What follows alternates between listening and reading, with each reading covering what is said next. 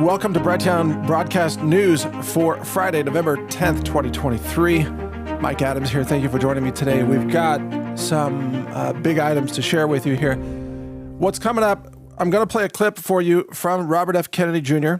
and then a reaction to that from a man I've interviewed, Brian Berletic, and also bring you some additional information. A lot of people are leaving the support circle for RFK Jr. over his what appears to be imperialism or support for imperialism and a pro-war stance, which seems very, it doesn't seem like that's not the RFK that we thought we knew. I've seen people asking if he's been blackmailed or something. I don't know. But there is a schism even within the RFK Jr. campaign right now over this Israel versus Palestine issue. And we're going to play a clip on that and have a little bit of a reaction. And then in addition, I interviewed today for the first time Colonel Douglas MacGregor. And you may know Colonel MacGregor. He's quite an accomplished man. And I'm not going to go through his whole resume, but he served in a high-level fashion with the United States military through Desert Storm and many other things.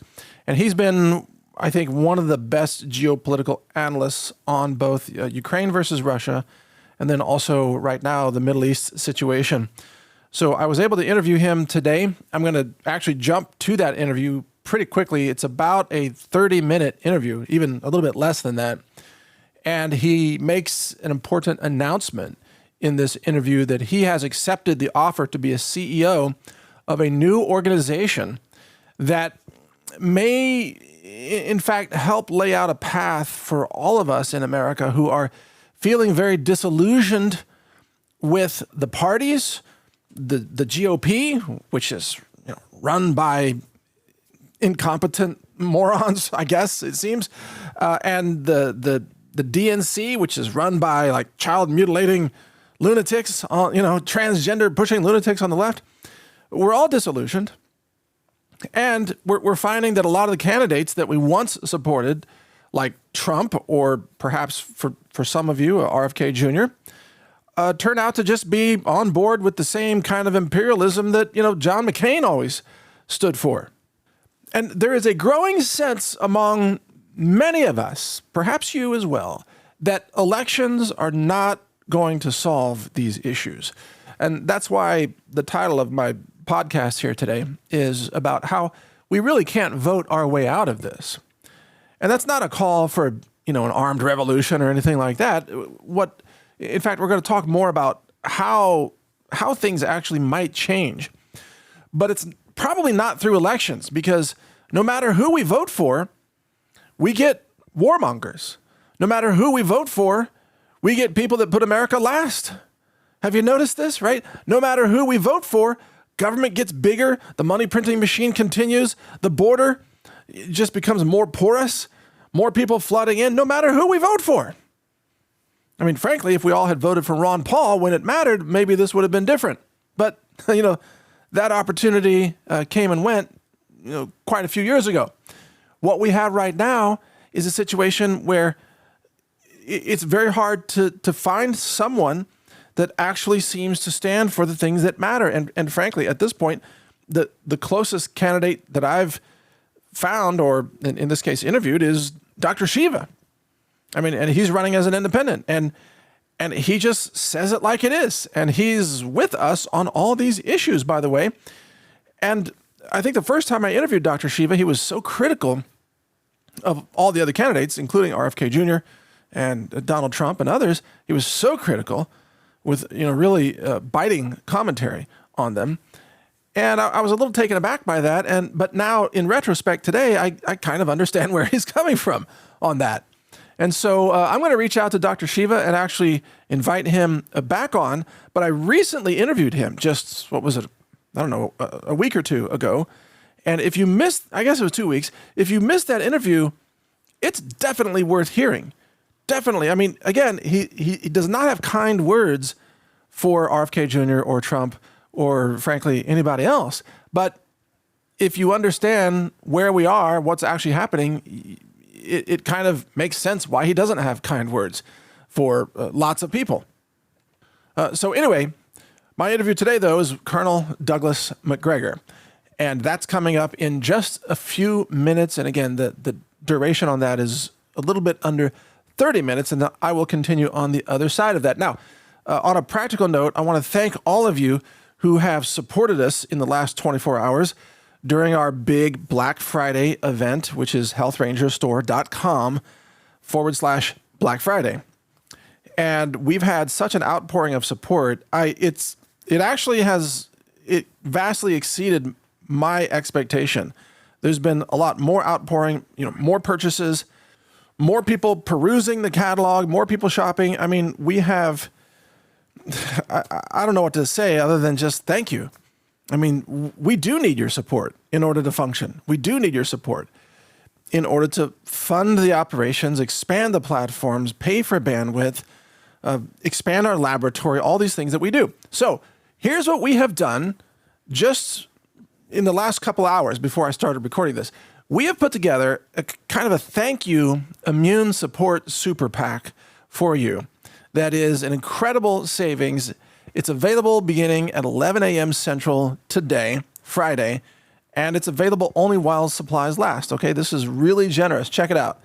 In this immune support super PAC, and you may have to search for it at healthrangerstore.com. Just go there again. Immune support super PAC. It contains the following. You're going to love this. Plant-based quercetin. A bottle of that. 60 capsules of quercetin. And you know what quercetin is good for. I mean, hopefully we all know about quercetin since the last, few years of what we've all lived through. Secondly, it contains a bottle of NAC, N-acetylcysteine. Yes, the NAC that the FDA doesn't want anybody to have. 500 milligrams, 90 capsules in each bottle. All right. In addition, and this is why it's such a great immune support pack. In addition, it contains organic elderberry and echinacea tincture, 2 ounces, which is 59 milliliters. And elderberry and echinacea, it's an amazing combination. And that formula, by the way, is Ed Group's Global Healing Center formula. So it is extremely high end because that's what Ed Group insists upon. In addition to that, it's our non-GMO vitamin C, 60 capsules of 600 milligrams each. This is vitamin C that's not from GMO corn. It's not from China either. So this is the high-end vitamin C. In addition, we include in this pack a plant-based vitamin D plus prickly pear drink mix. This is an immune support drink mix. It's got 30 packets in it, a total of 90 grams, and you just put it in water and mix it up, and it's a mild but also very nutritious drink mix, prickly pear cactus plus, vitamin D. And then finally, magnesium glycinate high absorption capsules. It's 90 capsules, 500 milligrams each. This is the high-end magnesium, not the cheap, low-end garbage, whatever, elemental magnesium that you find out there. This is magnesium glycinate. So those 6 things, okay, all together, the quercetin, the NAC, the elderberry and echinacea, the non-GMO vitamin C, the vitamin D3 plus prickly pear drink mix with 30 packs in it, plus the magnesium glycinate, 90 capsules, all of that together, $99.95. So that's an incredible deal. You won't find anything like that out there. And it's all, of course, laboratory tested for heavy metals and glyphosate and microbiology, as we do, with all our products that we sell, E. coli testing, salmonella testing, yeast and mold testing, and so on. So all that, less than $100. And it's available only while supplies last, which might be only 24 hours. I'm not sure. Maybe it lasts 2 days. I don't know. But check it out now, healthrangerstore.com. Search for Immune Support Super PAC and take advantage of that. We just put that together as a thank you, and we appreciate all your support, and we want to help you get the cleanest nutrients and the cleanest foods and superfoods that can help you get prepared for what's coming, for where things are headed. It's not a pretty picture. All right, so first I want to play a little clip for you. This is of RFK Jr. talking about imperialism, a beachhead in the Middle East, and why America needs to support Israel. And it sounds, what he's saying, it sounds like full-blown Zionism, frankly. So this is from the Danny Haifong show on YouTube. And Danny Haifong is interviewing Brian Berletic. And we're going to hear Brian's response to this. But I also want to give credit to Danny Haifong because Danny has done some pretty incredible work. His last name, Haifong, is spelled, if you want to look him up, it's spelled Haiphong. And of course, Brian Berletic is from the New Atlas. And, whether or not you agree with everything that these gentlemen talk about, I've found Brian Berletic's analysis to be pretty spot on. I don't agree with him on everything involving Taiwan, however, but for the most part, I find his analysis very insightful and rational, and that counts. So check out this clip. It's a few minutes, and then we'll be back after that with Colonel Douglas MacGregor. Check this out. Here's RFK Jr., his latest comments on Israel. Of course, RFK Jr. has come under much fire for being a very Zionist in his political, positions regarding his election. He's received a lot of criticism of late, especially for those who are opposed to wars in the Middle East, opposed to the brutality against the Palestinian people. But here is RFK Jr. saying the quiet part out loud, but kind of unintentionally. He's just telling it how he sees it. He's giving Israel kind of a tongue bath here, saying Israel is so important. But I think he reveals kind of some fundamental facts that I definitely want you to comment on, Brian. So here we go. And Israel is critical. And the reason it's critical is because it's a bulwark for us in the Mideast. It's almost like having an aircraft carrier in the Mideast. It's our oldest ally. It's been our ally for 75 years. It has been an incredible ally for us in terms of the technology, the exchange. And, in building the Iron Dome, which we paid a lot for, has also taught us enormously about how to defend ourselves at home from missiles. So those military expenditures are all going, 75% of it goes to U.S. companies under the agreement, under the MOU. But if you look at what's happening in the Mideast now, Iran is now the closest allies to Iran are Russia and China. Iran also controls all of Venezuela's oil. Hezbollah is in Venezuela. They have propped up the Maduro regime, and so they control that oil supply. BRICS, Saudi Arabia is now joining BRICS. So those countries will control 90% of the oil in the world. If Israel disappears, the vacuum in the Mideast, which is, Israel is our ambassador, it's our presence, our beachhead in the Mideast, and it gives us ears and eyes in the Mideast. It gives us intelligence, it gives us the capacity to influence affairs in the Mideast. If Israel disappeared, Russia and China would be controlling the Mideast, and they control 90% of the world's oil supply, and that would be cataclysmic for U.S. national security. So that's the answer to you. So,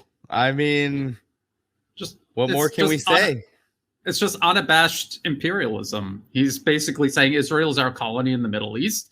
If we lose control of Israel, because all of our other so-called allies, captured states, they're pivoting away from us, then we'll just be out of luck. And just think about what he's saying. The United States on the other side of the planet will have no control over a region where it's not even located on a map. That's what he's saying. And so I always warn people, and you'll never see me do a whole video about U.S. elections because they're meaningless. All of the people involved are.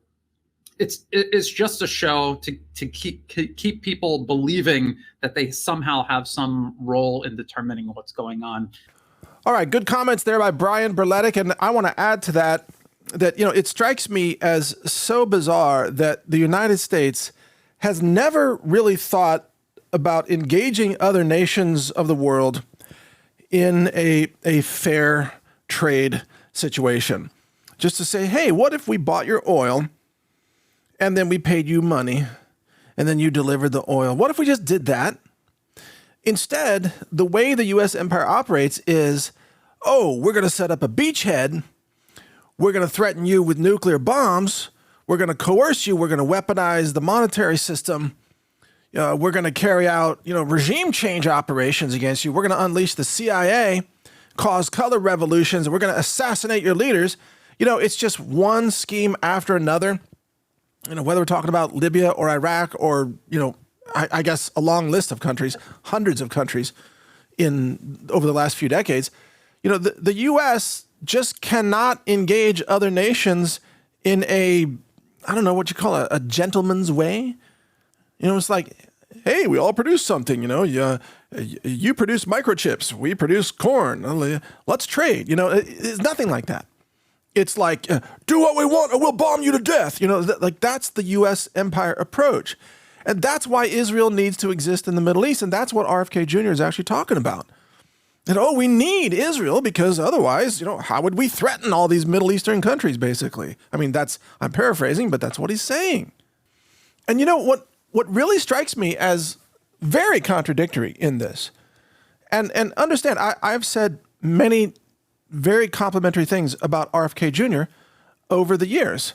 And he's done extraordinary work on the issue of vaccines and exposing Fauci and writing the book, The Truth About Fauci, and so on. He's done extraordinary things. And I thought he was opposed to censorship until recently. Now he seems to be on the side of censoring people who are critical of Israel. So, I don't know how free speech suddenly got thrown out the window with RFK Jr. But here we have RFK Jr.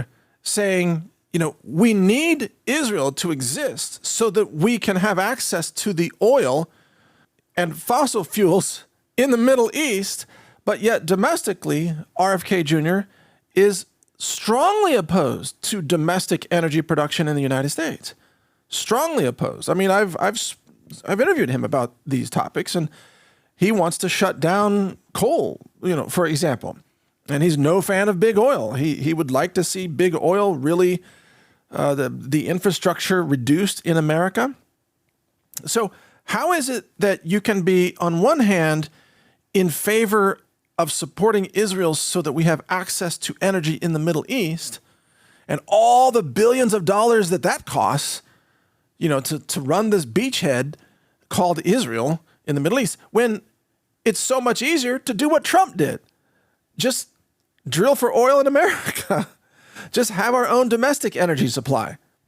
Just mine coal and have scrubbers in the coal-fired power plants and make clean coal in America, which is some of the cleanest coal in the world when it's treated properly, by the way. So it's like, what do you have against America? Why can't we produce energy in America and then not deal with wars in the Middle East, man? That's my question to RFK or anybody who shares his policies.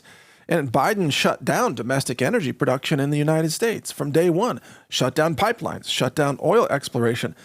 Trump, to his credit, and obviously I've criticized Trump on a number of issues, including Operation Warp Speed. But one thing that Trump did very well was that he opened up so much domestic energy production in America that he made us a net exporter of energy to the point where the Middle East couldn't embargo us. They couldn't hurt us because we were producing so much domestically. And that's actually strategically a very smart position to be in. You should not depend on oil exports out of, Qatar or wherever in order to run your economy. You should domestically produce your energy. That's what makes Russia strong, by the way. Russia doesn't depend on energy imports. They're an energy exporter. Why do you think Russia was able to survive all the economic sanctions? We need strong domestic energy production in America. And RFK Jr. is very much opposed to that, but somehow in favor of using Israel to protect our access to oil in the Middle East. And to me, that stands as an absurd contradiction. I take more of a Ron Paul approach on this one. It's like, hey, let's produce the energy at home and stay out of foreign wars. How about that? And let's stop sending Israel billions of dollars. What are they doing with it? Dropping bombs? I mean, using helicopter gunships on, civilian vehicles. In fact, I got to play this. Check that. This is shocking. We'll get to Colonel Douglas MacGregor here in a second. You got to see this video of what it's like to be living in Gaza and to be just freaking bombed as you're sheltering in a hospital or on the hospital grounds. This is what it's like. Check this out. It's horrifying. Here it is.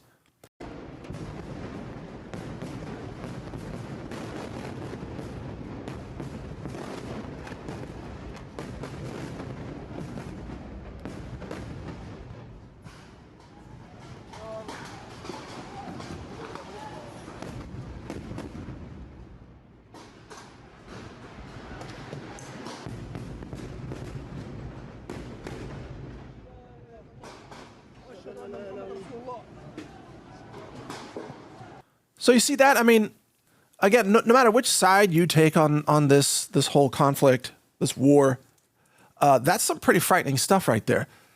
And hospitals have been bombed. And, why can't RFK Jr. just say, hey, it's wrong to bomb civilians? Could we just say that? Have that as a starting point? It's wrong to bomb civilians. It's wrong to bomb women and children. It's wrong to bomb cancer patients in hospitals. Dennis Kucinich is saying those things, former congressman, and he was the former campaign manager for RFK Jr., no longer the campaign manager. And I don't have any inside baseball on that, but perhaps this is the reason that former Congressman Kucinich is no longer the campaign manager. I don't know. Perhaps it is. But you would think that RFK Jr. could at least come out and say, hey, it's wrong to bomb civilians. It's wrong to bomb hospitals. But apparently, the Zionist influence in his campaign on the money side, no doubt, is very, very strong. And he's not yet willing to say that. So I hope and pray that RFK Jr. is able to reconsider his position, because if he doesn't, I think his campaign will be over soon. It's probably a very limited window of opportunity to attract people to his independent campaign. But to do that, you have to think like an independent. You've got to be independent. And if you say, oh, yeah, of course, we have to have a beachhead in the Middle East, and we have to support the military-industrial complex, and we have to, essentially, I'm paraphrasing, we have to fund all these bombs and weapons and let Israel do whatever it wants. That's not independent thinking. That's establishment thinking. And none of us need another establishment candidate, period. And I won't support one. Hey, one more short video I've got to show you because this is all coming out. This is incredible. Check out this video. All right, this is a video of the cars from October 7th, the cars and vehicles that are all bombed out and melted and were on fire or what have you. And we are told from the corporate media that this was all done by Hamas with just rifle fire and I guess paragliders. But look at this. These vehicles, especially the ones you saw previously there, we'll loop this, that were blown up and melted and firebombed. This is not the kind of damage that happens from rifle fire, folks. This is the kind of damage that happens from like helicopter gunship fire. And it's pretty clear that these vehicles you're seeing right now, these have been hit by, high caliber gunship fire and maybe, air to ground rockets from helicopters. And guess what? Hamas does not have helicopters. Means the IDF did this. So almost all these vehicles, of course, had people in them, and most of those people were Israelis. And if you wonder why the body count is so high, you should maybe ask the IDF helicopter pilots why the body count is so high, because they were just firing indiscriminately. They were reloading, emptying entire magazines and emptying, rockets or whatever they had into all the vehicles, civilian vehicles, everything. They're just hitting everything on the ground and then just reloading and doing it again. And that's why you have such high casualties. Yeah, the IDF shot Israelis. I mean, they blew them up. There are probably more horrifying videos yet to come out. We'll keep an eye on that. Now we're going to go to the interview with Colonel Douglas MacGregor. This is the first time I've interviewed Colonel MacGregor. I've been a fan of his analysis simply because he's obviously a very a high IQ individual. He's very intelligent. Whether you agree or disagree with his analysis, you are forced to agree that his analysis is based on evidence, experience, wisdom, and rationality. And one of the things I like about Colonel Douglas MacGregor is he's not a partisan. He's not loyal to any particular political party or any, candidate like Trump, let's say, nor Biden, obviously. Colonel MacGregor, agree with him or disagree, is his own man. He arrives at his own conclusions through a process that must be respected. And his on-the-ground experience, firsthand experience, in his vast military career is something that is not easily obtained, and it is something that we must listen to carefully. So I was very honored to be able to have this conversation with him, and I think the next 30 minutes that you're going to hear here are very important minutes to understand what is happening now and what's about to happen. So enjoy this interview, and I'll be back on the other side with more news and commentary. Welcome to today's interview on Brighteon.com. I'm Mike Adams, and today we're joined by Colonel Douglas MacGregor, who I think has been the best on-point analyst of the situation both in Ukraine and Russia, as well as the Middle East currently. Welcome, Colonel Douglas MacGregor. It's an honor to have you on the show today, sir. Well, thank you. And I understand also that you have just accepted a job as the president of an organization, Our Country, Our Choice.com. So congratulations. Actually, it's Chief Executive Officer. Oh, I'm sorry. Chief Executive, CEO. Thank you for the correction. That's fine. CEO, Our Country, Our Choice. Could you give us a quick description of what the organization focuses on? Yeah, this is an organization that was founded to unite Americans across party lines. We determined that there are lots of Americans in both the Republican and Democratic parties who actually share traditional conservative values and are tired of the divisiveness of the country. They want to put an end to the overseas interventions. They want to restore the rule of law, crack down on the criminality inside the country, secure our borders. That includes ultimately securing our ports, littoral waters, and rounding up and expelling the illegals. Electoral integrity is a big issue. And finally, stopping the sexualization of our children. Those are the basic issues, and that's where we try to focus most of our attention and resources. Well, those seem like high priority items to me, and I think our audience would agree. And so let me segue with that, because it seems like the U.S. Congress is Israel first, Ukraine second, and America last. What's your response to that? U.S. Congress is really me first, and then everything else that you mentioned. Yeah. And what comes next is a function of how, to the extent to which the individuals are rewarded for their support financially. Remember, you've got a House of Representatives where people serve for 2 years, which means they spend 50+% of their time trying to be reelected. They're starved for money. And so anyone that comes up and says, look, if you'll support me, I'm the pharmaceutical industry, for instance, or I'm the advocate for country X or whatever, then we can put additional funds into your political action committee and help you with your reelection. Yes. That gets a lot of attention. And that's how Washington runs. The Senate's a little bit better, though no less greedy, in fact, more greedy probably, but they're there for 6 years. So they're not constantly trying to be reelected, but they certainly don't miss the opportunity to enrich themselves.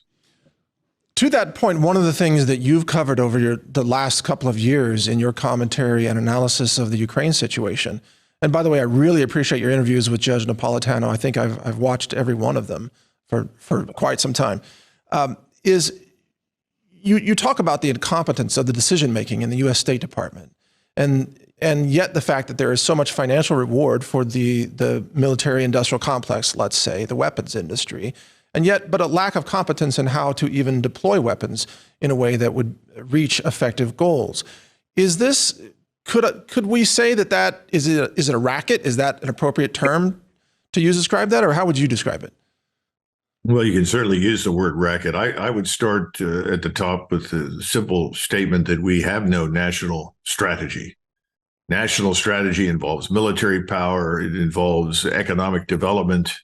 It involves cultivating good relations for the purposes of commerce and business overseas. You go down the list. Grand strategy consists of many, many things, including, of course, development of technology and its integration into society and the military. We really don't have that. What we have are a set of loosely defined interests, and we're driven by those. And those interests are not always national interests. For instance, I would argue that we have no national strategic interest per se in Eastern Ukraine. The only interest we've ever had in Ukraine was to promote peace and stability in the region, which is something we haven't done. In fact, we've done the opposite. And in the Middle East, we certainly don't have any interest in cultivating a regional war against Israel and the United States. But again, we've set those things aside in favor of what I would call current interests or financially rewarding interests, or both. That means the flavor of the month is we're all going to claim that Ukraine is some sort of pristine democracy and that we all have an obligation to defend it against the evil Russians who are some version of what they were under the Soviet Union or whatever. It's all nonsense. It makes no sense. There's no one in charge. There's no one in the White House, per se, as far as I can tell. And the people who are there are simply riding this ship of state wherever it takes them. So we're in a lot of trouble as a nation. We don't really define our fundamental interests, and we don't essentially link means and ends. We have no sense of limitations. Well, we think our resources are unlimited, and they're not.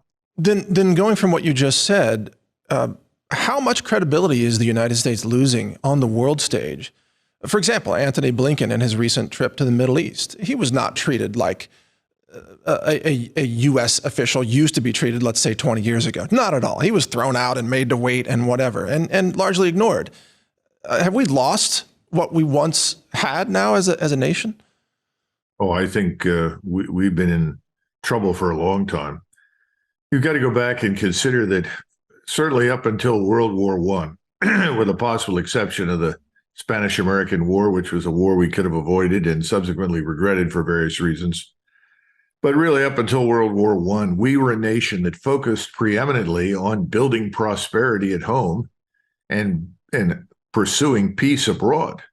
In other words, the formula for success for the United States was, if we build our economic foundation well, we raise our standard of living, and we cultivate the emergence of an educated, intelligent, hardworking population, the rest of the world will notice, and they'll want to imitate us. They'll want to admire us.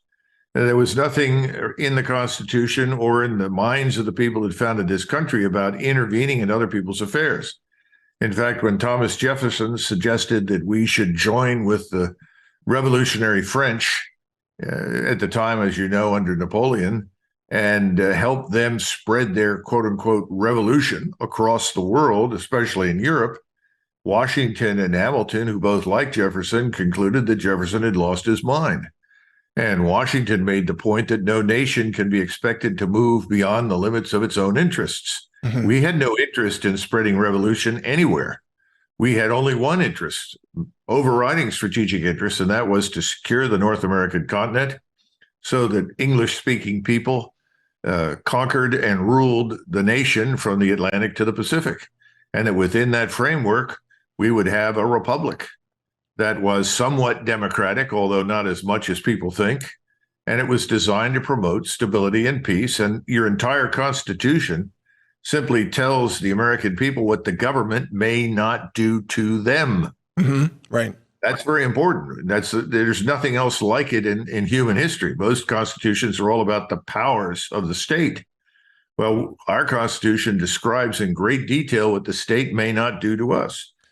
We've lost touch with all of that. And by essentially signing on for these wars of intervention, go back to Vietnam. We certainly went there under false pretenses and deluded ourselves into believing that we were somehow or another spreading democracy and a new liberal order, or whatever you want to call it, by killing 2 million Vietnamese.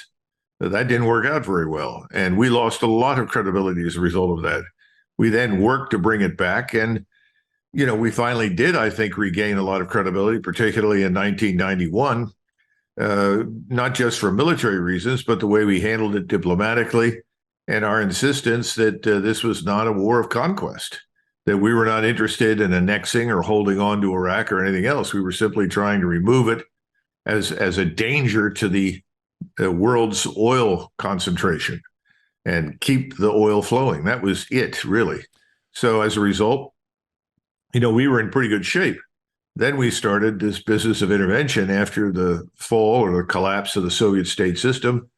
We began deluding ourselves to believe that we were the indispensable nation, that our rights, our values were universal when they never were and never will be. We lost our respect for other people's countries, other people's national interests, other people's cultures and way of life. It's been a disaster. Well, right, exactly.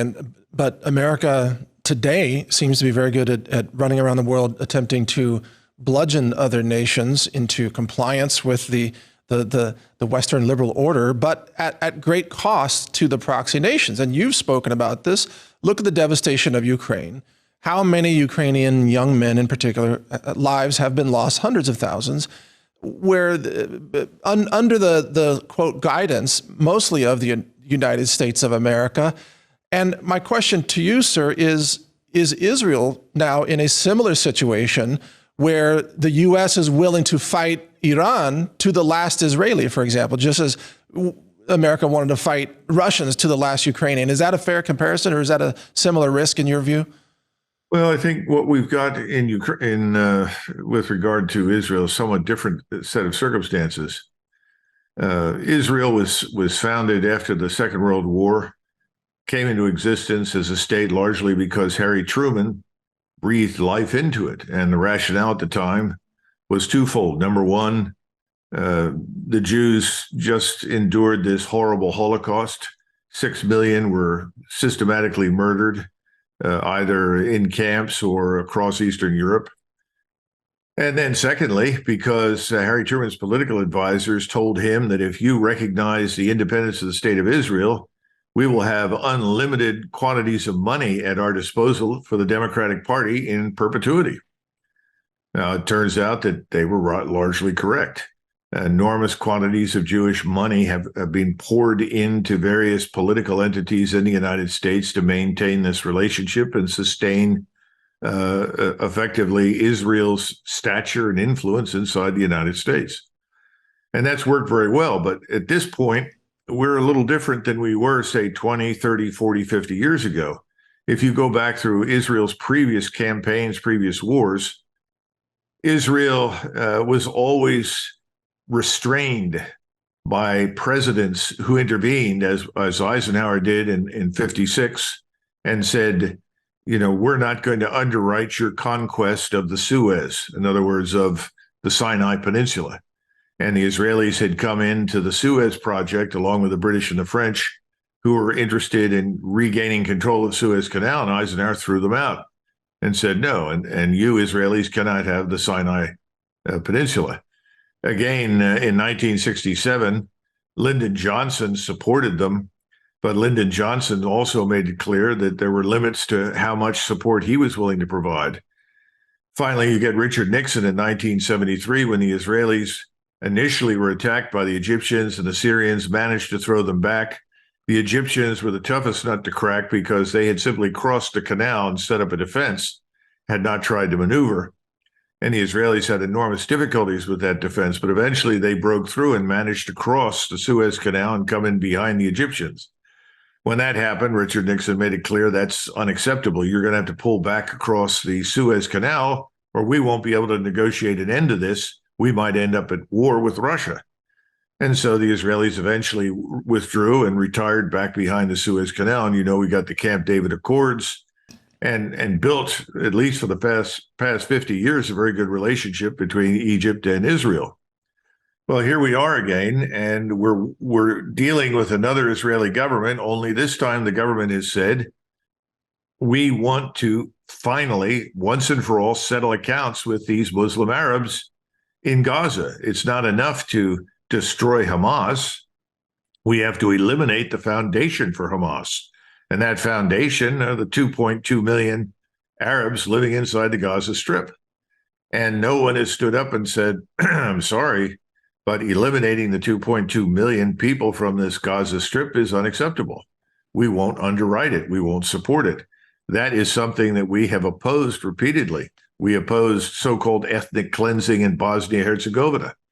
We've opposed ethnic cleansing in Africa. How can we now stand up and support what effectively is ethnic cleansing of people in Palestinians in Gaza? So this is a tough nut to crack, because what's different today is that I think Mr. Netanyahu has more influence and authority on the Hill than President Biden. Wow. And President Biden's government is really lost. They don't seem to know what to do. Every time Blinken opens his mouth and makes some policy pronouncement, President Netanyahu contradicts him and tells him absolutely not. That's not what we are going to do. Most recently, it was, in the event this war ends and Gaza is devoid of Hamas, then we're going to retain control of it. We'll police it. That is the Israelis. And Blinken had previously made a statement that they were looking for a different solution that would not involve Israeli control of Gaza. So I think it's pretty clear that thanks to the power and influence that Israel has won over many decades through its lobby in Washington, has paid off. And right now, Mr. Netanyahu is clearly in charge. And this is a very dangerous situation for a great power like the United States, because do we want to be dragged into a potential regional war with virtually everyone in the region? And that's a critical question. I completely agree with that line of reasoning there, but there are also domestic implications for this. So, for example, our mutual acquaintance, Michael Yon, he has been covering the wide open border and the how Mayorkas has funded camps in the Darien Gap and Panama, staging areas for an ongoing invasion of the United States. And then now, with the U.S. supporting Israel's ongoing bombardment of civilian targets, hospitals, universities, refugee camps in Gaza, we run the very real risk, and this is what I'd like your response to, the very real risk of many of the illegals in the United States becoming more activated or more radicalized if they happen to be, let's say, Palestinians or linked to Hamas or something. So couldn't there be a very real domestic risk of suicide bombers or what have you because of the poorly thought out policies of the way the U.S. State Department is interacting with Israel? Well, I think the answers to your questions are yes and yes. First of all, we don't even know who's inside the United States. We have no idea how many illegals are really here. I spoke to a couple of people who have to remain anonymous for obvious reasons over at Homeland Security. And I asked specifically, the numbers that have been published say that we might have 8 million illegals in the country, and they began laughing. Right. He said, "Are you kidding?" And I said, "No, this is what's out." He said, "Well, we've got at least 28 million, probably more." And went on to explain that 7 or 8 million have come across the border since Biden became president. Remember that most of the people you're talking about that we see on television are the people that we've caught, at least insofar as we've apprehended them and noted them, at least who they say they are, registered them, handed them a check for $2,350, and then a free ticket to wherever they want to go in the United States. Yes. But we don't know who they are. We don't know what they think. And it's very clear that no one in Washington particularly cares. This whole notion of assimilation, which was really designed to be Americanization, has been thrown out. So no one has to assimilate. No one is going to be seriously interrogated about their origins and their connections and their beliefs.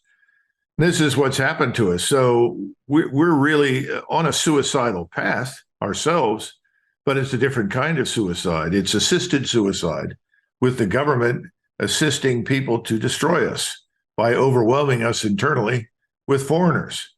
And I would argue that this is going to become a real issue once we go into a severe recession, or worse, into a depression, which more and more people think is possible. Yes. So we may systematically disintegrate ourselves as a great power because we have no social cohesion, because we can't impose the rule of law, because we can't uphold the rule of law. Meantime, we're sending forces over potentially to assist and support Israel. And most of us have nothing opposed to that, but those forces are not there for the purpose that you mentioned at the outset, to wage war against others. They're there to support the security and survival of the Israeli state. But what Mr. Netanyahu is now doing, and his supporters are doing, is they're saying, look, we have an opportunity. We can leverage American military power, which is doing nothing on the border and nothing to secure the United States, and we can leverage it to our heart's content to settle accounts with everybody we don't like or who opposes us in the Middle East. That's a very dangerous picture, because now we're talking about the Turks and the Iranians joining together with the various Arab states in what is coalescing into a military alliance aimed at Israel. Yes. May I ask you more about, I want to respond to everything you just said there, but may I ask you about Our Country, Our Choice a little bit more? Sure. Are you, absolutely. I know that's a recent position there as CEO, but what ourcountryourchoice.com, that's the website again for the audience. Right. But what you're doing there is profound, because, I tend to lean conservative politically, but I feel disillusioned about the GOP and the Conservative Party, and even in many ways, some of the decisions that Trump has made. And a lot of conservatives have been very interested in people like Robert F. Kennedy Jr., but then there's a debate about his positions with Israel, the Middle East, and so on. But the platform that you have at ourcountryourchoice.com seems to really find the most important middle ground that matters to the American people. And it's not affiliated with one side, one party or aisle or the other. Can you speak to how Our Country, Our Choice hopes to exert influence and help change the conversations?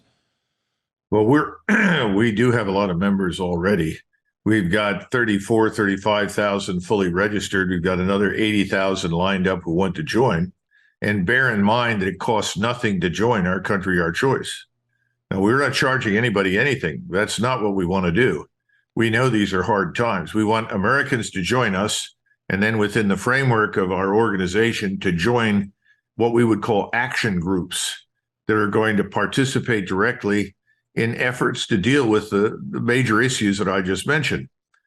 One of the reasons we did this is that we ran into lots of Republicans and Democrats who basically said, we go to vote, and regardless of whomever is elected, we get the same policies. Right. Over and over and over again. So is this thing we call the Republican and Democratic two-party system really viable? A lot of people are concluding it probably isn't. It doesn't mean anything. So how do we get something done? How do we exert pressure? How do we drive change? And when it comes to these conflicts overseas, a simple statement, we ask people, well, what do you think? Do you think that we should fight in other people's conflicts and wars around the world unless we are attacked? And they think about that and they say, well, you're saying we haven't been attacked and we're not under threat and we're going to go fight. I said, yes. They said, well, that's wrong. Well, of course it's wrong. Right. What are we doing those things for? So it's a very common sense, logical approach. And, why aren't we spending trillions here at home to deal with the multitude of problems we have? We've lost an estimated 14 trillion over the last 20 years in these wars in Iraq and Afghanistan and elsewhere, frankly, also Syria and Libya. What could we have done with that 14 trillion? And look at our national sovereign debt, which it now presents a real threat. So, all of this is bound up together. Then when you move beyond that, you start talking about immigration. Well, don't you support immigration? Yeah, I think immigration is fine. Well, do you like what we're doing in this country? No. Why don't you like it? Because we have no control over who comes in or goes out of the country. Well, that's right. Anybody can leave, but we have no control over whomever comes in. And all of these people are showing up in and around our cities. And so the cities and the states have to support them because these people aren't showing up to do jobs. Now, is that because they're lazy or don't want to work? That's not what I said. There are no jobs for them. And once things get bad in this country economically and financially, and they have before, these people are in trouble because many of them will probably hold down jobs at very low wages that Americans will then need in order to survive. So what do you do with them? Well, FDR and Herbert Hoover deported something in the neighborhood, I think a total of 12 million people to Mexico. 9 million initially after the stock market crashed to open up jobs, and another 3.5 million under FDR, and then subsequently another 2.5 million under Truman and 1.5 million under Eisenhower. Well, those were big numbers, especially in that day. Exactly. And that was done. And what we're saying is we have to have viable police forces, viable military establishments, not woke organizations that are there to sort of satisfy someone's ridiculous notions of social engineering and social justice. Police exist to impose and enforce the law. Law is only meaningful if the police can enforce it. The same thing is true of the military. The military is only effective if it can fight. And that means it has to defend us, defend the continental United States and the American people. All of these things hang together. And that's really where we want to focus at Our Country, Our Choice. And I think it's going to work. And I think we're going to attract a lot more people. As I said, there's a 80,000+ trying to get in right now, and we're having trouble keeping up on the computer. I mean, we have computers like everybody else has, and sites are crashing. It's only going to get worse after this interview gets published, by the way. I have to apologize in advance. So let me tell the audience then, if you go to ourcountryourchoice.com, and if you have any difficulty, just wait 24 hours. Try it again. You know, I don't know how people sign up. Do they just, is there a sign up page? Go to the website and then click your way through it. It'll give you instructions. Okay. Where you go, what you want to fill out, and give us all of your information. Whatever you tell us is going to be protected. We have our own servers. We have extensive security. And, just keep something in mind. This is very important. We're never going to tell anybody how to vote. That's not what we exist to do. Yes. But we are going to try to inform people about what people running for office really think and what they are likely to do. Because all of us have voted for people on the assumption, well, so-and-so's a Republican, so-and-so's a Democrat. They get into office and how do they behave? As though they're foreign agents. Not Right. representing American national interests. So we want to keep people informed. We want to encourage them to be involved in these action groups that are going to aim at very specific things like the illegal human trafficking and the sexualization of children. I think it's going to work. These are early stages. We don't have all the answers. So we're receptive to what other people want to tell us. Well, Believe me. in fact, Colonel, if you're open to this invitation, after this, please put our producer in touch with your marketing team for Our Country, Our Choice. There are a number of ways that we can help spread the word on our platform, Brighteon and Brighteon.tv and so on. We'd love to help support that and help bring people to your cause, because it seems like, from what you're telling me today, it's a desperately needed common sense type of position. We have to defend what we have or we lose it. It's that simple. And we really do need unity. There's too much division in the country. There are too many people at each other's throats. So we have to focus on the things that unite us. And if you're an American citizen who cares about his country and loves his country, the things I mentioned are those things that will bind us together. Well said. And I'm so glad to hear this from you. Thank you for sharing that announcement with us today. Thank you for your analysis and for taking the time with us. You're always welcome back here. And again, put us in touch with your team and we'll help get the word out about this. Hey, thank you very much. Thank you. Have a wonderful day. Take care now. Thank you. Okay. That was Colonel Douglas MacGregor, everyone. Of course, you are free to repost this interview on other channels or platforms. Thank you for your time and your interest in defending America today. And of course, this is Brighteon.com. I'm Mike Adams, the founder of Brighteon. God bless you all. Thank you for watching today. Take care. All right. I hope you enjoyed that interview with Colonel MacGregor. A lot to unpack in that. And I'm really intrigued about that organization that he's now the CEO of. It's called ourcountryourchoice.com. And I encourage you to go there and check it out and read about their platform. I did so. And I couldn't find anything that I disagreed with. I mean, if you go to their website and you just read what they talk about on the platform, by the way, they also mention reeling in big pharma as one of the key things. But here it is from their platform, quote, we devote ourselves to family, God, and country as the way to save our country, our children, and the soul of America. We believe that the three pillars of civilization are equal justice under the law. Yes. Cheap energy.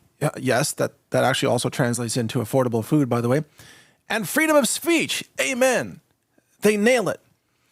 And then they go on. We believe in a merit-based society. How often have I talked about why we need a merit-based society?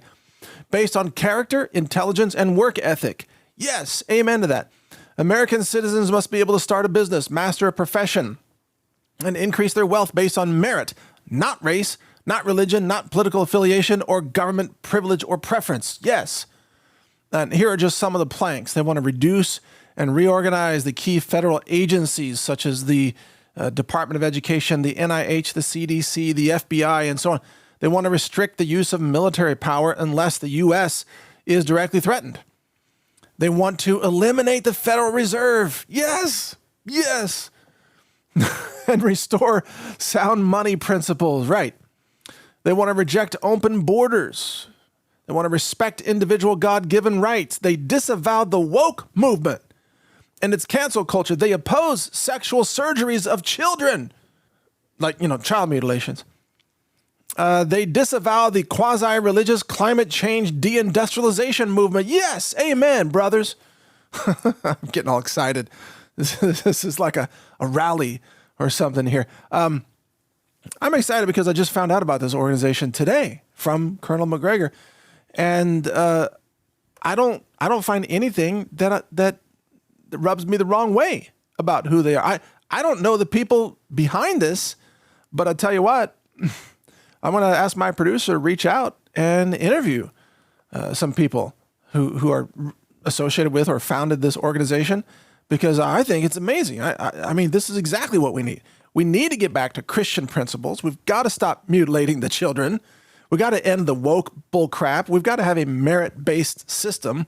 Otherwise, the most incompetent people rise to the top, like, Victoria Nuland, Anthony Blinken, Alejandro Mayorkas, and Joe Biden. I mean, come on. And Kamala Harris. I mean, oh my gosh, isn't she the poster child of the opposite of a merit-based society? I mean, come on. It's so obvious. We've got to get back to core principles here. And this organization, Our Country, Our Choice.com, they have elucidated these principles, I think, in a very compelling way. So anyway, I didn't mean to turn this into a giant infomercial for that organization, but I really like what I see about them so far, and I'll keep my eyes peeled and keep you posted. Moving on to other news, this is really great from ammoland.com. Federal judge stays the entire ATF pistol brace rule. This is a federal district court issued a nationwide stay preventing the ATF from enforcing its rule on pistols equipped with stabilizing devices. Now, by the way, I've talked about this before, but in case you forgot, AR-15s, when they have a stock on the end of them, the barrel has to be a length of at least 16 inches. And there's a certain way to measure that in order for the ATF to consider it to be a regular non-NFA rifle. But if the barrel is shorter than 16 inches, let's say, 12 or 14 inches, then they say, oh, that's a short barrel rifle and it requires special permissions, special forms. You have to pay a tax stamp and so on. But for pistols, the barrels can be shorter than that. And so some innovative people in the firearms industry over the last several years, they came up with what are called stabilizing braces that can be attached to AR-15 pistols, which are designed to be fired with a single hand, if necessary, but can also be two-handed fire like any normal pistol. And the stabilizing brace is designed to attach to your forearm, and it can be used by people who have, physical, injuries or disadvantages, or veterans, or all kinds of people.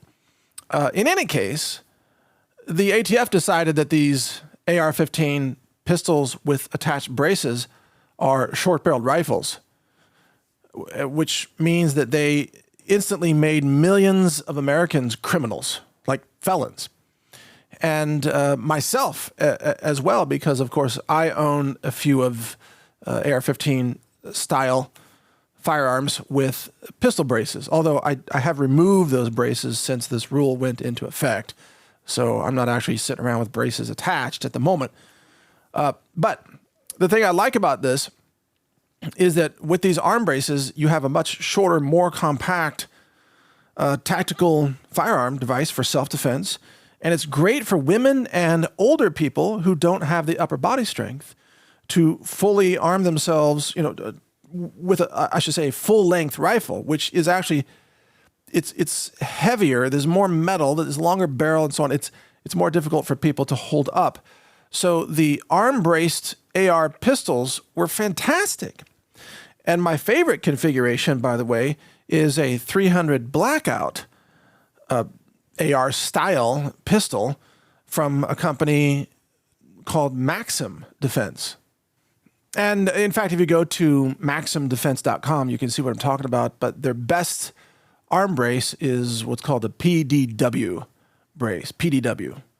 I don't even know what that stands for, actually. But I've played around with a lot of these, and the PDW brace is the best. And then they used to sell a firearm, before the ATF got involved in all this. They used to sell a firearm that was an arm-braced pistol in 300 Blackout that was just super sweet. The best. Oh, I guess PDW stands for personal defense weapon. Yeah. That just came to mind. But anyway, that was the best configuration that I had ever seen. I mean, just ideal, smooth as silk. And then the ATF stepped in and, kind of tried to destroy that whole thing. So not cool, right? Well, anyway, that has been stayed, at least for now. We'll see how long that lasts. But for the moment, nobody in America is required to comply with this ATF rule.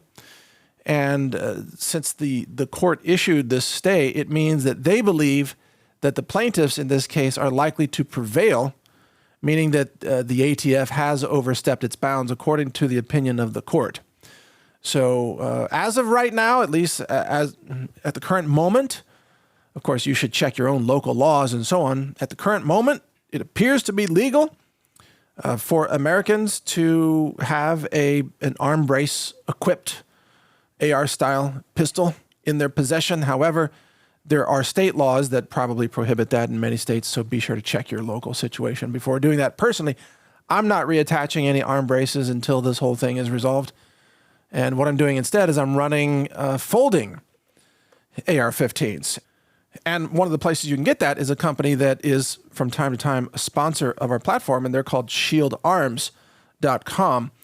And they were kind enough to apply the Ranger discount code, by the way, to everything on their site. I'm pretty sure that's the case. I hope I'm saying that correctly.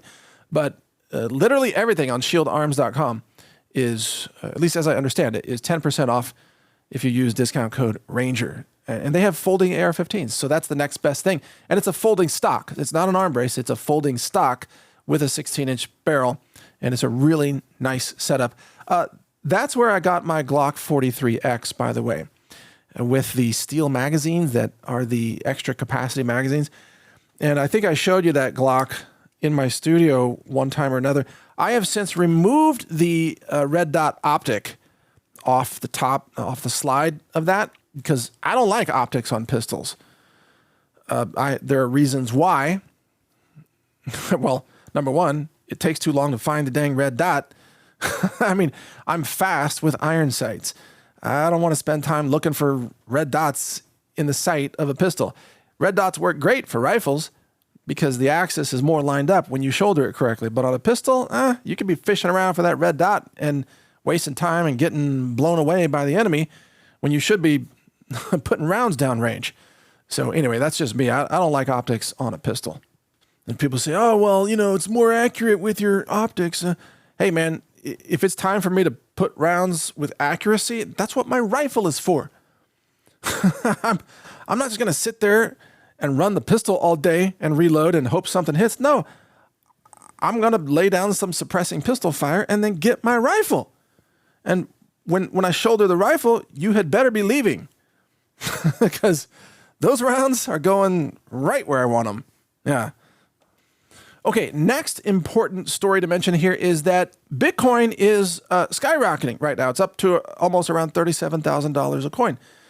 And that's, it's doubled, roughly doubled, at least since where it hit the lows in the last, year, or maybe a little more than a year. It really got clobbered thanks to Sam Bankman-Fried and the FTX collapse. But Bitcoin is surging back, and also with it, other coins such as the privacy coins like Monero, which is a coin, that I'm an advocate of Monero, and also a pretty big fan of Firo, F-I-R-O, because it's a privacy coin like Monero. And I think it's really fascinating and also kind of uplifting to me to realize that as the dollar is losing value, what's going up? Privacy crypto. Not that I endorse speculation in crypto because, as you know, I don't. And, there are a lot of regulatory risks in crypto, but there are a lot of benefits to crypto. And it's just one of those things. I've mentioned gold and silver, land, and privacy crypto. And I think that history is proving right now here in real time as this is playing out, gold and silver are holding, if not gaining value, and crypto is holding and gaining value. So, what's losing? The dollar. What's losing value? Treasury bills. I mean, people holding U.S. Treasury debt are getting clobbered right now. Clobbered. Did you see in the last day? I don't know if you're following financial markets, but the difficulty of the U.S. Treasury in selling debt now, selling new debt, it's so crazy. They have to keep paying more and more. So the yields on treasuries keep rising. And that's why the U.S. is paying $1 trillion a year in interest on the debt right now. And that's not going to end well if you can do math or especially compounding interest. That's not going to end well. So, hey, I don't want to be holding the dollar when the dollar collapses. I want to be holding gold, silver, land, crypto, ammunition, something along those lines. Now, okay, here's some other news that's a little shocking. Did you know that you can be a prisoner in your own car? So Representative Thomas Massie just tweeted this out in the last day. This is very disturbing. He says, the federal government has mandated that all vehicles sold after 2026 must have a kill switch that can disable your vehicle based on your driving performance. He said, my amendment to defund that unconstitutional mandate failed tonight. And there's a list that's been published of the 19 Republicans that went along with the defeat of Thomas Massie's amendment. So these 19 Republicans are Republicans that they want your car to be able to shut you down. Like they want a kill switch in your cars. And this includes Nancy Mace, by the way, Congresswoman Nancy Mace of South Carolina. And, 18 others, Brian Fitzpatrick, for example. This is not good that Republicans went along with this. Now, a kill switch in your car, the way this is supposed to work, and again, this is going to be mandatory after 2026. Every vehicle sold in America is going to have a kill switch in it. Now, do you think possibly that there are going to be problems with a car that has, software code in it that decides when it should shut itself off based on when it thinks you're not driving well? Like, could there be any problems with that? Like, I don't know, you're driving down a highway and it's windy. It's really, really windy. I don't know, you're driving across Colorado or something, or Wyoming, and the wind is buffeting your car. You're getting blown off the road. You have to correct and get back on the road, right? And the car decides, well, you must be inebriated.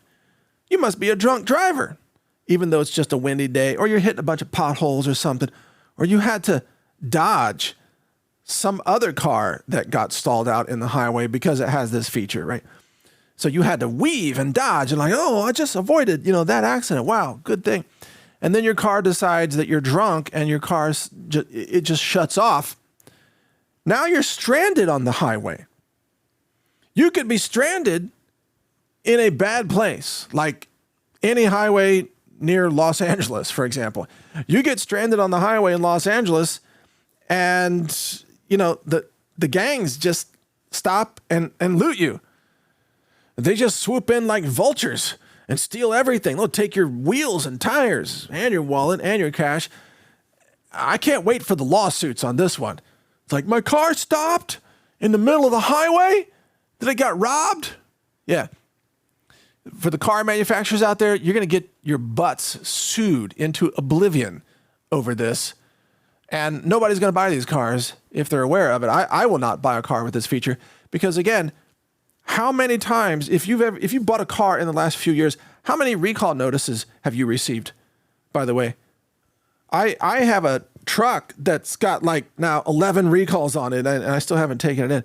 But it's like all these recall notices. The code is all wrong. We screwed up. It needs an update. Urgent. I had this truck. It actually, I guess the recall notices got so severe on it that it displayed an emergency message on the screen. It's like, this vehicle needs urgent, recalls. And it's all computer code. Oh, the wheels are fine. The engine works fine. It's this computer code. We have bad coders that just wrote crappy code. Well, if they're going to write crappy code, which is what they do, even if they work at Boeing, right? All the code for the jets, the commercial airliners, it's all crappy code. Well, they're writing crappy code for automobiles too. So this feature is going to have crappy code. And there are going to be all kinds of cases where this thing shuts off and thinks that you're a drunk driver. And I'm even thinking about, what about physically impaired or can we say handicapped? Is that okay to say? I'm talking about somebody who is legitimately, handicapped, like missing one or more limbs, and yet they've achieved a driver's license and they have a specially equipped vehicle, right? You've seen these vehicles. People can drive even with like no legs, or some people can drive with no arms. I mean, there are specially equipped vehicles to allow mobility for people who are physically challenged, or, veterans in many cases, people who lost limbs. Well, you could imagine driving without all your limbs. Your driving style might be a little less smooth, let's say. It's possible. And what if the computer on the car or the van or whatever it is decides, well, you must be drunk? Can you imagine the lawsuits that are going to come out of this, where a handicapped person, again, I'm not even sure that's the right word, a physically, I apologize if I'm saying this wrong, a physically impaired person, someone who has lost limbs, gets stranded in their handicapped van on a highway because this feature that's been mandated by Congress and put into the vehicles, it turned off their van and left them high and dry on the side of the road. That's going to happen. And they should sue the snot out of those automobile companies. Sue the snot out of them, man. What kind of an idiot builds a car or a truck that has its own internal ability to turn itself off based on whatever it thinks you're doing? And of course, this is all being pushed under the umbrella of safety. We have to make society safe. So safe. It's so safe. It's dangerous. This was the whole thing with masks and lockdowns. It's got to be safe. We have to eliminate all risk. Folks, man, if you're driving on the highway, you're taking a risk. You're taking a risk. And you're taking a risk of other drivers plowing into you. It's got nothing to do with alcohol most of the time. Usually, it's people on their damn mobile phones. That's what it is. It's people dialing and dying. That's what it is. It's got nothing to do with alcohol most of the time, but sometimes it's medicated people and people high on antidepressants and Adderall or whatever, high on all their medication, or stroking out because they took too many vaccine jabs. There's a problem. If you really wanted to make driving safe, you should ban driving while medicated. If you've been vaccinated 12 times, you don't get to drive on public roads. You're a danger to the public, right? But they're not going to do that. They're going to have the car decide if it doesn't like the way you're driving. Wow. And they're going to call it smart car features. It's so smart. It can outsmart you. And the next step is going to be, full auto self-driving smart car that can be remotely turned off by the government. And then they can summon the car to lock the doors and drive you to the nearest police station where you will be arrested for whatever crimes they make up against you. Yeah, that's exactly where this is going. You'll be a prisoner in your own car. They'll take control over it. You won't have any control. I mean, you press the brakes, nothing happens. You work in the steering wheel, turn right, nothing happens. The car is under the control of the government. Big Brother is driving your car. That would be worse than being a drunk driver, probably.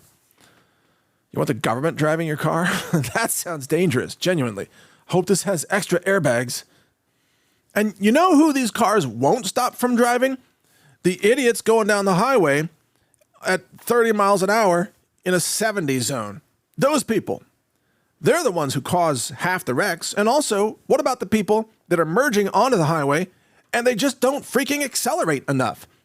Hey, people, if the highway's traveling at 70 miles an hour, you need to be hitting about 60 to 70 when it's merge time. Don't be doing 30.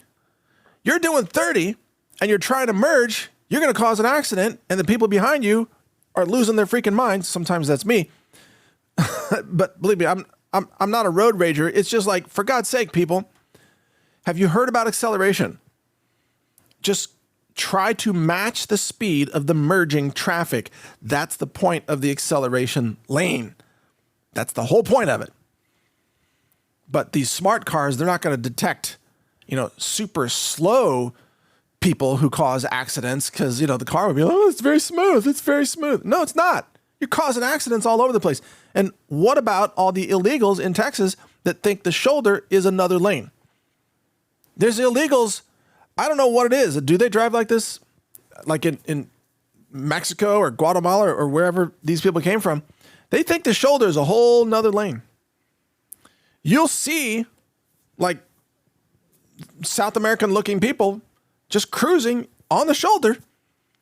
No blinkers on, nothing. They're doing the regular speed. It's just like, hey, how you doing over there? That's a shoulder, right? it's like, oh, I thought this was another lane. It's incredible.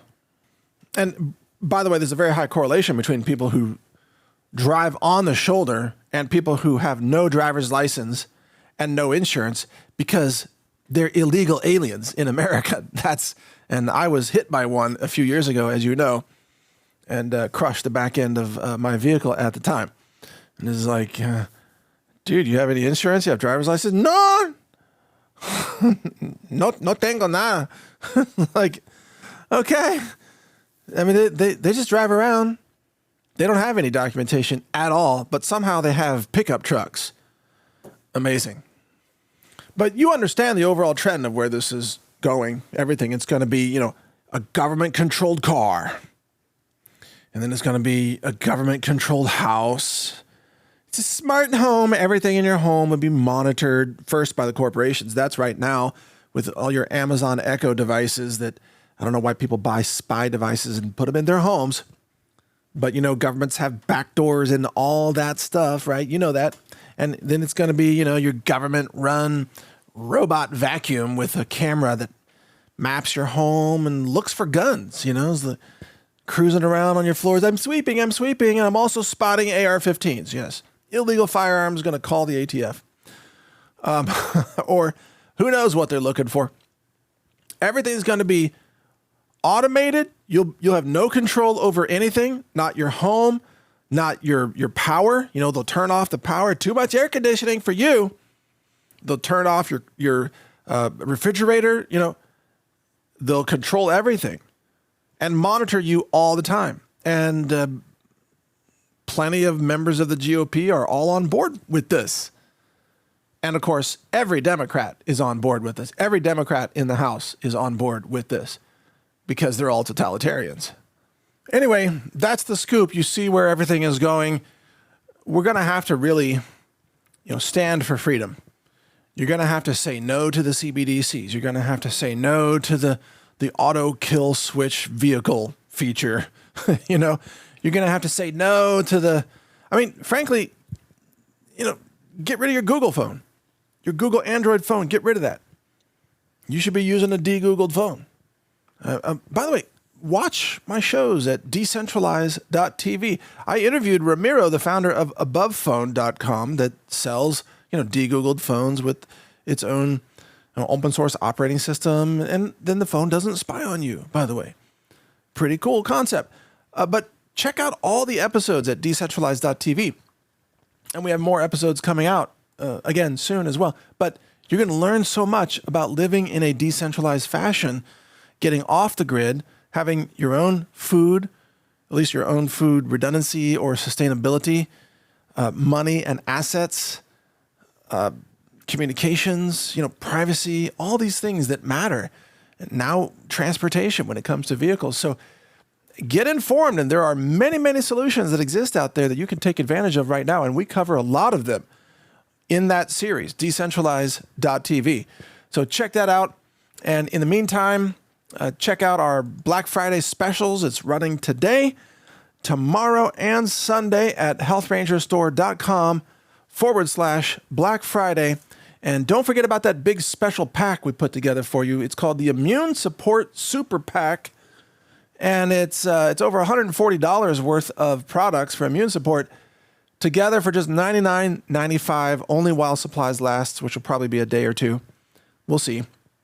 And we put that together for you to say thank you for your support. Again, healthrangerstore.com. I'll have some additional updates for you over the weekend, no doubt.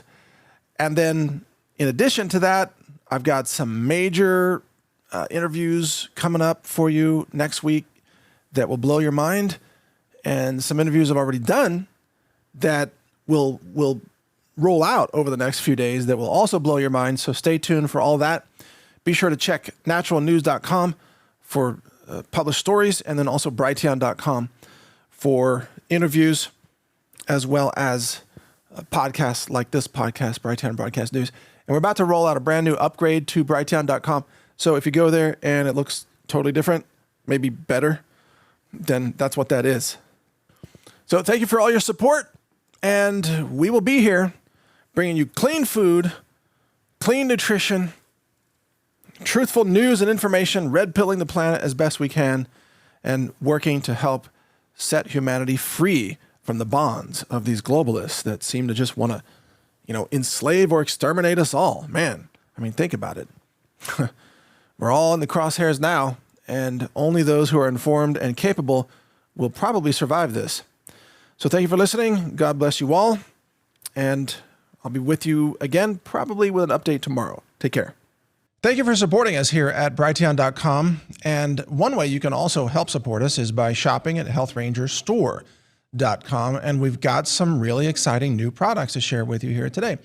I've got samples on my desk, and there's three things to mention here. The one on the left, it's called Hydrate Elementals. It's a combination of coconut water powder, certified organic, and Aquaman, which is a mineral supplement that has some very special, unique properties. This is about mineral replenishment and hydration. You can learn more about it at our website, healthrangerstore.com. It's very popular, especially with people who do any kind of fitness or workouts. We've also got here on the right side a new trail mix product. This has coconut chips and nuts and almonds and walnuts plus raisins. It's a very delicious trail mix, and it's not just a bunch of junk and a bunch of crumbs and byproducts of nut processing. This is a high-end trail mix, all certified organic, all lab tested, including for glyphosate and heavy metals and more. Check it out at healthrangerstore.com. You're really going to enjoy this. And then finally, in the middle there, we have something brand new that I'm super excited about. It's a pine needle nasal spray. And that's in the green little small vials there with the nasal spray aerosolized tip on the top. I personally harvested the pine needles for this in Texas. They're loblolly pine trees because the pine needles are extremely high in shikimic acid. And then I oversaw the extraction of the shikimic acid and then the mixing of that into this formula. You can read the ingredients on our website. But this product is not being sold. It's only available for free as a bonus giveaway during our Black Friday sale event that's coming up.